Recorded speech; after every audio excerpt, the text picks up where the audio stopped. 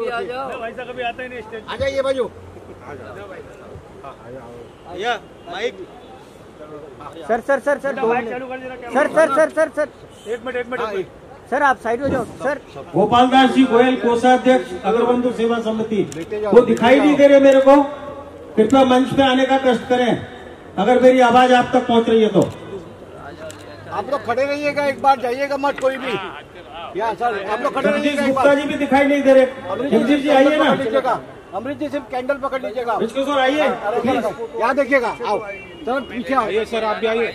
महिला अध्यक्षा श्रीमती सुधा सामने लक्ष्मीनारायण जी अग्रवाल से भी मेरा अनुरोध है। तो कवित्री आपका साथ पारने को उत्सुक हो रही है, आप कृपया मंच पर आइए। बस वही लोगों फुल वाइड मारना।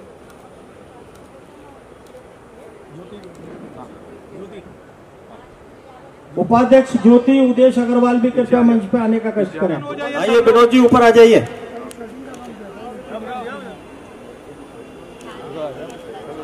हो गया अभी जिनका हो गया और जरा साइड में रहेंगे, बाकी लोग आइए प्लीज। हो गया ठीक है। खड़े हो जाइएगा सब लोग। आइए जिनका हो गया। हाथ करो। कभी मानते नहीं आप।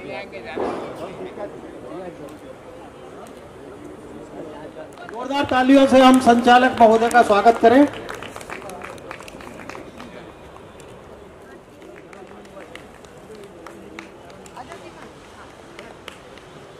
दूसरे स्वागत के लिए मैं ज्योति त्रिपाठी का स्वागत हम उपाध्यक्ष ज्योति अग्रवाल से कराएंगे। एक ज्योति दूसरे ज्योति का स्वागत करेगी।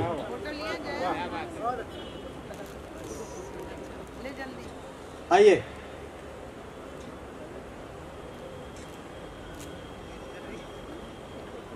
आप भी मुंबई निवासी हैं? Yes ma'am ready. Thank you.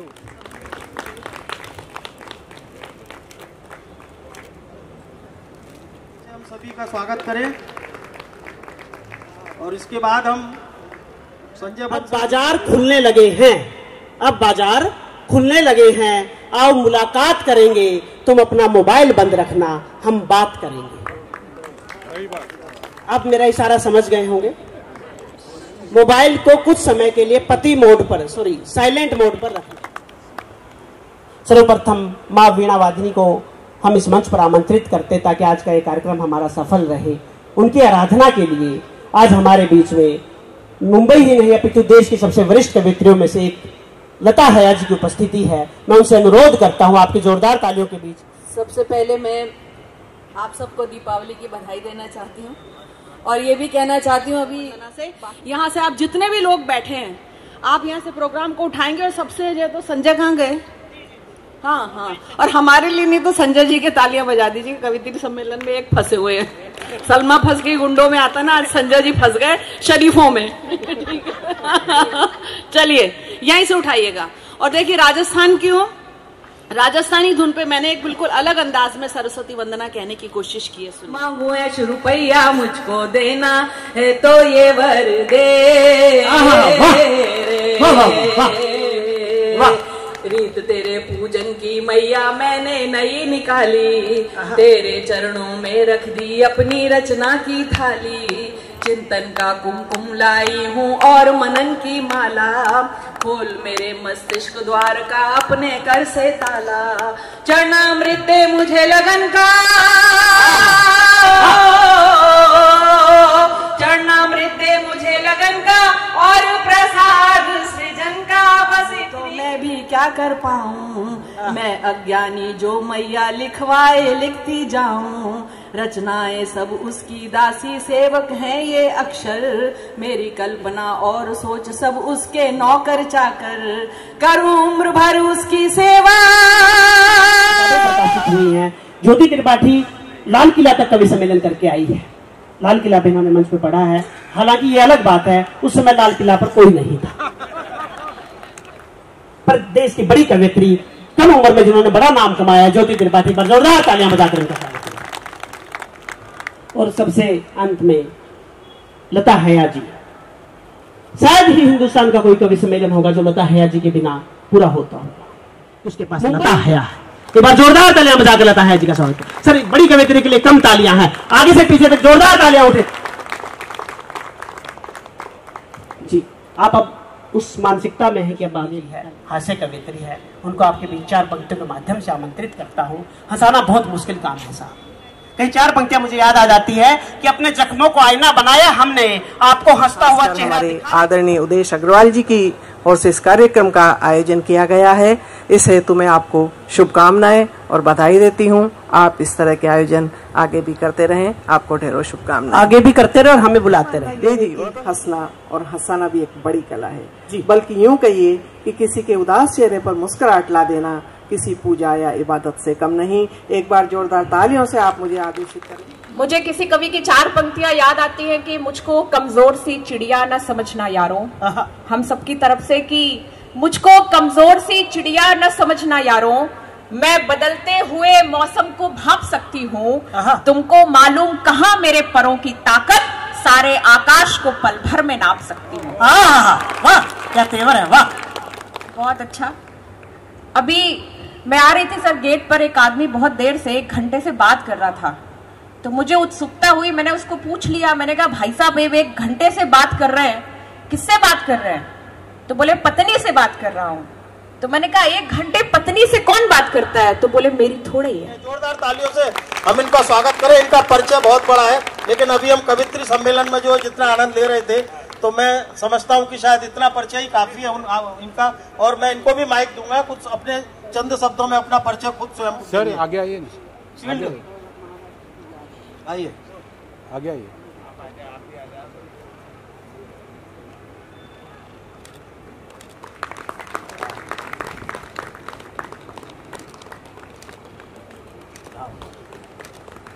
Amrish जी से मेरा अनुवाद है, उनके पिताश्री को पुष्पगुच्छ देकर के सम्मानित करें। अमरीश चंद जी अग्रवाल संस्था के अध्यक्ष। और सुधा जी से मेरा अनुरोध है, जो महिला अध्यक्ष है, उनकी माता जी को पुष्पगुच्छ देकर के सम्मानित करें। जोरदार तालियों से हम इन सभी महानुभावों का स्वागत करें। इधर इधर इधर कैमरा लुक। आइए सौरभ जी बीच में आ जाइए, आइए प्लीज आइए। प्रणाम। ये सम्मान मेरे लिए बहुत बड़ी बात है।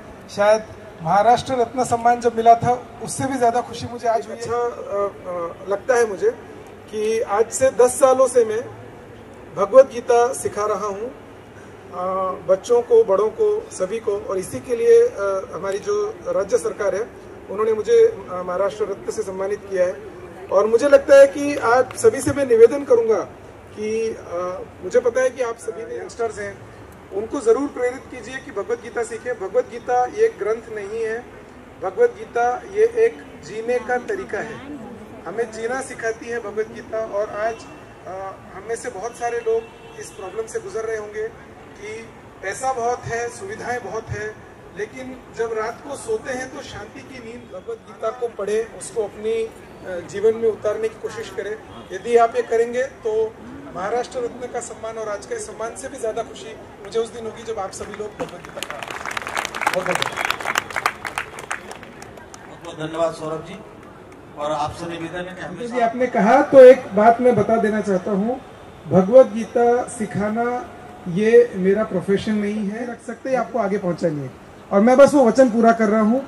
श्री कृष्ण की कृपा से आज सब कुछ दिया हुआ। बहुत धन्यवाद सौरभ जी। हम गौरवान्वित हैं आपको अपने बीच में पा करके, और हमेशा आपसे अनुरोध करेंगे पधारते रहिए। हमारे बीच में अन्य भी अतिथि महानुभाव है, लेकिन हम अभी कविताओं का आनंद ले रहे हैं, इसलिए हम जो है यहाँ पर आगे नहीं बुलाना चाहेंगे। घूम मानुस रे आसू चूम चूम, कई गांव शहर में घूम घूम मानुस रे आसू चूम चूम, मैं कदे गजल बन बैठ। इसलिए हम सभी का पुनः शाब्दिक सम्मान करते हैं। सभी का जो भी यहाँ पधारे हैं, हमारे साथ में अशोक जैन जी हैं जो उपाध्यक्ष अखिल भारतीय अग्रवाल सम्मेलन के।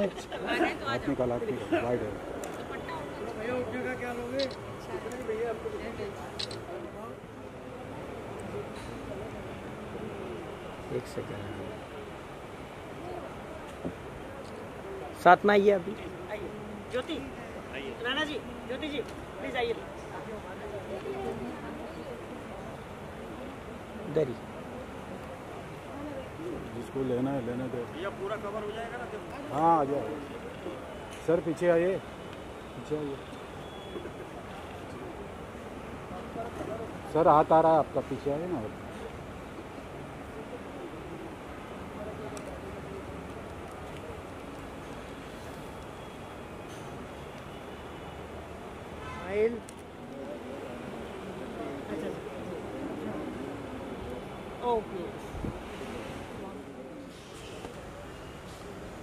नमस्कार, मैं हूं प्रमोद सिंह और आप देख रहे हैं द P7 न्यूज़ चैनल। बता दें कि आज अग्रबंधु सेवा समिति द्वारा यहाँ पे कवयित्री सम्मेलन का आयोजन किया गया है। बड़े पैमाने पर यहाँ पे लोग आ रहे हैं। ये आयोजन विगत कई वर्षों से किया जा रहा है। हमारे साथ कान बिहारी जी हैं, हम उनसे बात करेंगे कि किस तरह से ये आयोजन और कब से स्टार्ट हुआ है और क्या कुछ इस आयोजन का रूपरेखा होता है, किस तरह से लोग इसमें शामिल होते हैं और इस आयोजन में घर के बुजुर्ग और यहाँ के जो महिलाएं भी इसमें हिस्सा लेती हैं, तो ये जो सम्मेलन होता है उसका लुत्फ़ उठाते हैं। तो हम बात करेंगे। कान बिहारी जी, सबसे पहले आप मेरे चैनल में आपका बहुत बहुत स्वागत करते हैं। क्या कुछ बताना चाहेंगे कब से इसकी स्थापना हुई, कैसे शुरुआत हुई? क्योंकि अग्रबंधु समाज कहीं ना कहीं बढ़ चढ़ के हर चीज़ में हिस्सा लेता है और लोगों के लिए, समाज के लिए काम कर रहा है। जी, बहुत बहुत धन्यवाद आपको और आपके चैनल को। अग्रबंधु सेवा समिति की स्थापना वर्ष 2009 के प्रारंभ में हुई थी। ये 16वें वर्ष में जो है हम प्रवेश कर रहे हैं अग्रबंधु सेवा समिति के माध्यम से। हम जो है अग्रबंधु सेवा समिति की जब स्थापना की थी तो यह विचार मन में आया था कि भाई सेवा के कार्यों को जो है आगे बढ़ाया जाए, जिससे कि ज़रूरतमंद महिला हो, पुरुष हो, बुजुर्ग हो, दिव्यांग हो, निसहाय हो, असहाय हो, सबको जो है ये सेवा कार्य पहुंच सके अग्रबंधु सेवा समिति के माध्यम से। और निरंतर ये समिति अपने सेवा कार्यों से जो है पूरे बम्बई में ही नहीं, बम्बई के बाहर भी जो है भरसक प्रयास करती है कि हम उसकी पूरी मदद कर सकें, जिसको भी इसकी किसी भी प्रकार की ज़रूरत हो, चाहे वो राशन की हो, चाहे खाद्य सामग्री की हो, चाहे दवाइयों की हो, चाहे फल की हो, कपड़ों की हो, कंबल की हो, और बरसात के सीज़न में जो है तालपत्री की हो।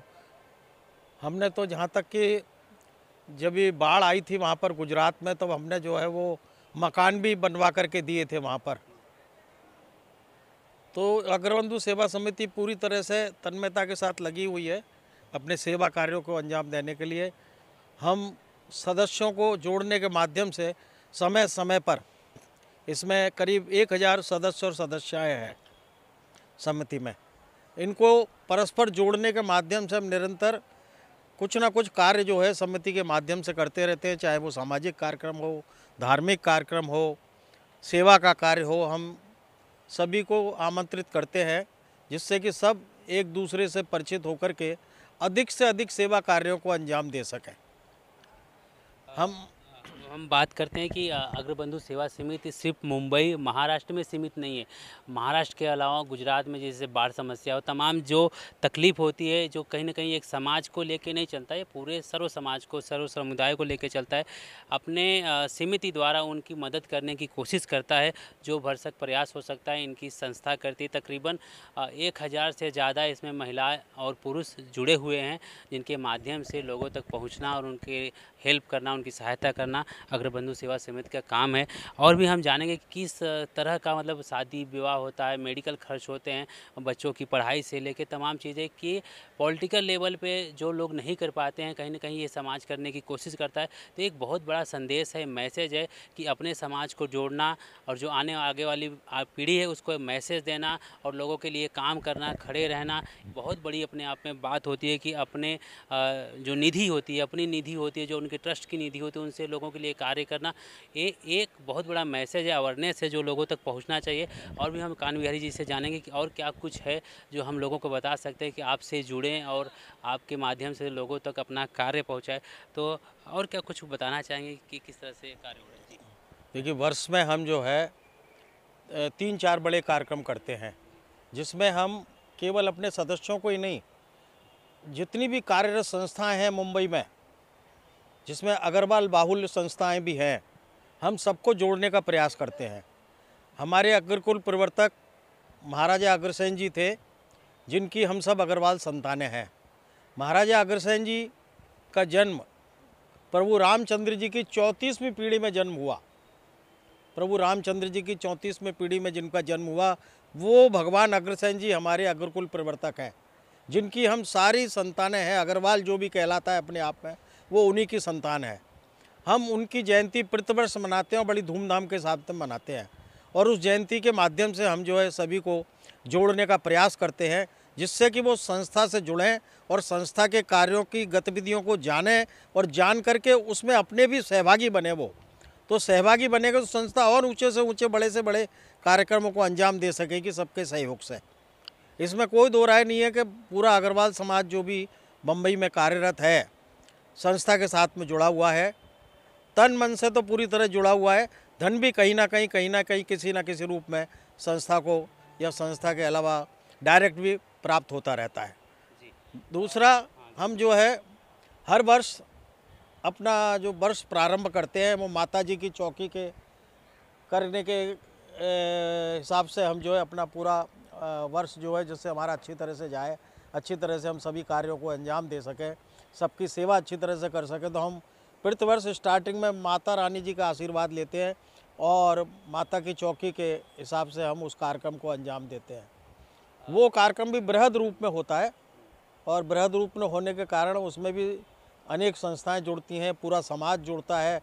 हम केवल अग्रवालों तक सीमित नहीं है, ये संस्था केवल अग्रवालों तक ही सीमित नहीं है जो उन अग्रवाल को मदद करती हो। हम जो है किसी भी समुदाय के व्यक्ति को, जिसको भी ज़रूरत हो, हम उस सबको मदद करते हैं। कहीं ना कहीं हम ये देखना बात करना चाहेंगे कि जो हमारी युवा पीढ़ी आ रही है, जो आप लोगों की अगली पीढ़ी आ रही है, तो उसको हम बहुत कम तौर पे यहाँ पे पाते हैं, लेकिन क्योंकि यहाँ पे ज़्यादा घर के जो बड़े लोग होते हैं, महिलाएं हो या पुरुष इसमें शामिल होते हैं, तो कहीं ना कहीं उनको आगे इस चीज़ को कैसे लेके जाना है कि आप लोग उनको मार्गदर्शन करते हैं, उनको बताते हैं कि किस तरह से हमारी चीज़ों को आप लोग आगे लेके जाए। जिस तरह से भगवान श्री राम जी की ये पीढ़ी है, अग्रसेन महाराज के आप लोग वंशज हो, तो उनकी चीज़ों को आगे लेके जा रहे हो, तो आपकी पीढ़ियाँ जो आएंगी उसको कैसे लेके जाए? देखिए, जब ये कार्यक्रम होते हैं ना, जितने भी कार्यक्रम होते हैं हमारे बड़े बड़े कार्यक्रम पूरे बम्बई में, हम ही नहीं और भी संस्थाएं आयोजित करती रहती हैं, वहाँ पर आप देखेंगे कि युवा वर्ग को भी हम आमंत्रित करते हैं। हमारे जो दो बड़े प्रोग्राम होते हैं, महाराजा अग्रसेन जयंती महोत्सव और अपना माता जी की चौकी, इनमें युवा बढ़ चढ़ करके हिस्सा लेते हैं और हमारे पद चिन्हों पर चलने के वो प्रयास करेंगे, वो ज़रूर, ये हमारा विश्वास है। इसके अलावा जो समाज है आपका, उनको क्या कुछ मैसेज देना चाहेंगे कि आज जो लोग आ रहे हैं, जो लोग नहीं भी आ पा रहे हैं, क्योंकि यहाँ पे लोग मुंबई, महाराष्ट्र, थाने के कहीं न जाने कहाँ से लोग आगमन होता है लोगों का, तो बहुत लोग पहुँच पाते हैं, कोई नहीं पहुँच पाता, तो कोई क्या कुछ मैसेज देना चाहेंगे? खुशहाल जीवन, दीपावली, सम्मेलन, कबीरत्री, मतलब एक हंसी खुशी का जो दिन होता है, तो क्या कुछ बोलना चाहेंगे? कि हम पूरा प्रयास करते हैं और बहुत एडवांस में हम जो है अपनी सूचना को प्रसारित करते हैं और सभी को व्हाट्सएप के माध्यम से हम पहले से ही इन्फॉर्मेशन भेज देते हैं सारे सदस्यों को, और आपके चैनल के माध्यम से ज़रूर ये संदेश पहुंचेगा कि हम सबको बढ़ चढ़ करके हिस्सा लेना चाहिए, जो भी कार्यक्रम अग्रबंधु सेवा समिति आयोजित करती है उसमें। हमने बात किया कान बिहारी जी से, जो अग्रसेन महाराज के वंशज हैं। ये लोग तमाम ऐसे कार्यक्रम करते हैं जो बड़े कहीं ना कहीं देश में एक अवेयरनेस मैसेज की तरह फैलता है, और हमारे चैनल के माध्यम से भी हम लोगों को कहना चाहेंगे कि आप जहाँ भी हैं, देख रहे हैं, तो आपको भी लोगों की सहायता के लिए इस तरह के संसाधन माध्यम यूज करने चाहिए और लोगों की मदद करनी चाहिए। कैमरा पर्सन दीपक के साथ Pramod Singh, the P7 news, Mumbai.